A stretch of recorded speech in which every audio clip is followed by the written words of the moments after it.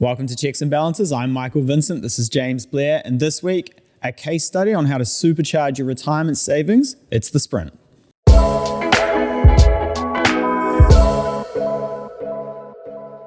Great. So we're doing a little bit of a different episode this week. We talk a lot about taking steps and kind of building towards financial freedom as early as possible. Today's all for those maybe 50, 55 going, I've got 10, 15 years left. Maybe I don't have enough time to do something. Mike, plenty of time left in the game, isn't there? Yeah, absolutely. So when you've paid off the mortgage and you're still working, you've got maybe 10, 15 years to go. And for the majority of our clients, this sort of starts around sort of age 50 to 55, assuming you're retiring at 65. You've got a lot of free cash coming into the household because obviously you're now not paying the mortgage. It is very tempting. So tempting. To take that money and a little thing we like to call a lifestyle creep. Go to Hawaii? Absolutely. And just try and just say, look, I'm going to enjoy this. I'm going to blow it. I'm going to have a good time. Look, we're not saying you shouldn't have some fun. What we're saying is, here's an example of how some customers have really maximized that time to set themselves up for retirement. We love a case study. Absolutely, we do. So today we're talking about Judith and Bethany. We're going to start their ages at both 50, and we're going to give you some real life scenarios around what they actually did. Great. Okay, Mike, what's the background of Judith and Bethany? Yeah, so they had paid off their mortgage they had the mortgage for around about 30 years, and that's sort of them being owned by the bank. They were free. When we were speaking to them, a lot of their friends were starting to be in the same position. And big overseas European holidays, upgrading cars, houses, these sorts of things. And they were both really excited, and naturally so, about sort of the different things they were going to do now and sort of being a little bit more financially free. They then went to speak to Doomsday James Blair. Party pooper.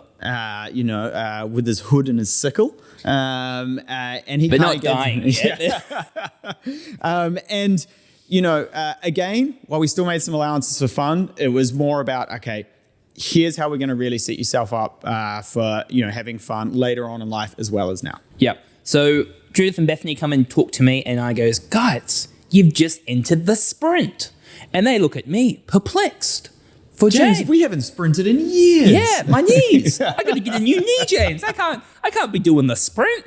What about a strong walk? So, Mike, what's the Sprint all about? Yeah, cool. So, like I sort of said before, the Sprint is that period of time where you have paid off the mortgage, but you are still working. So, let's say you were paying $2,200 a fortnight in mortgage.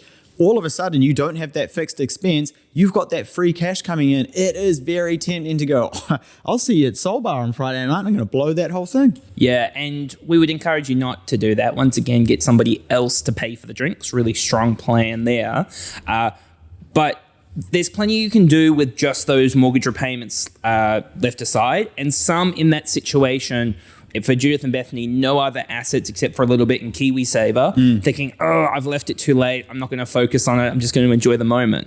But there's plenty they can do over 15 years. So, Mike, do you want to give a little bit of background on their situation in terms of the numbers? Yeah, cool. So they both earned around about $120,000. We'll average that out at $120 per person. They had a debt-free home, obviously, because they've just paid off their mortgage. And they had around about $100,000 each in their KiwiSaver. So their mortgage repayments are $3,000 a fortnight.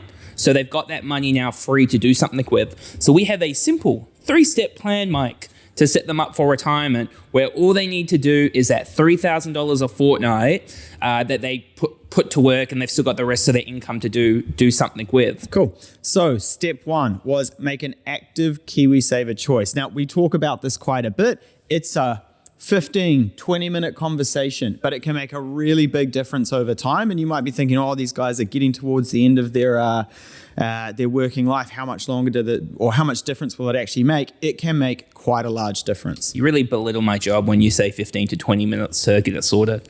I mean, we'll talk about this later. So They are currently both in a ASB conservative fund.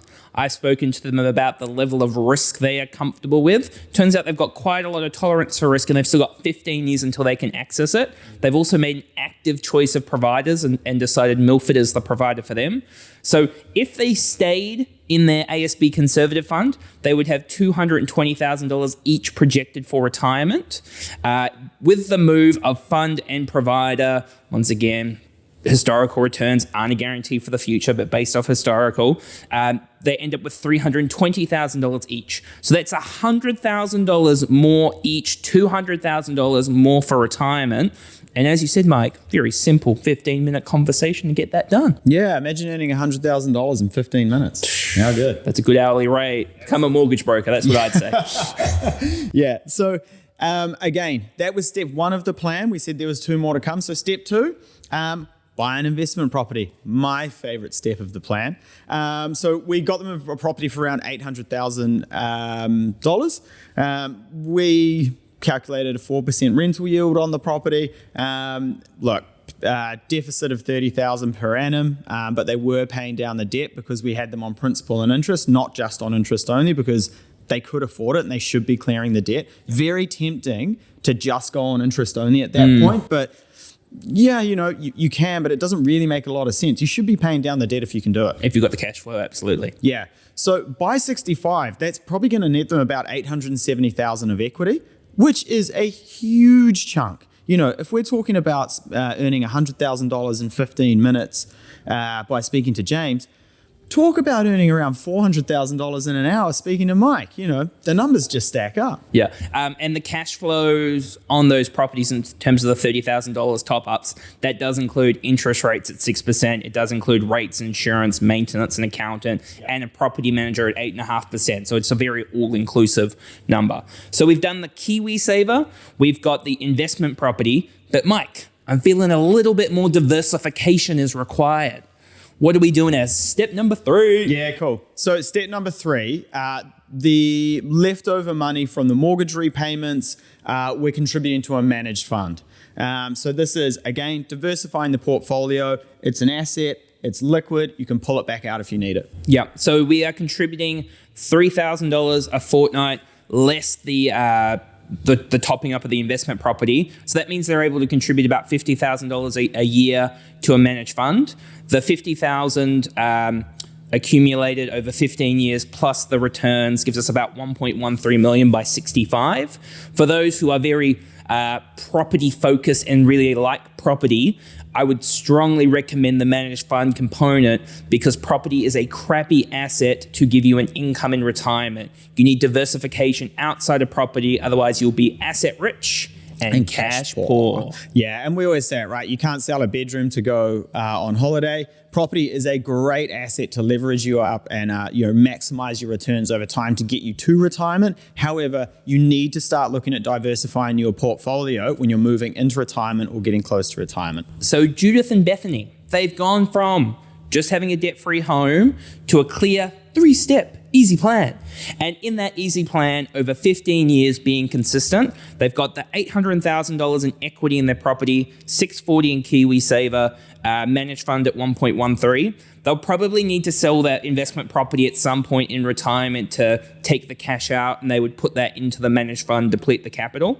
That totals them with $2.6 million of assets in retirement, which I did a little bit of quick math in a spreadsheet, and roughly an income of $140,000 a year for the rest of their life in retirement. Yeah, and so I guess the point we're trying to illustrate here is, again, this is a case study. Yep, they're people. We've adjusted the name slightly and squared off some figures to round numbers, but even if you're looking at this going, I don't earn 120K, I've left it a bit late, I'm doing this, it is not about taking these numbers and applying them to your situation. It is about the principle.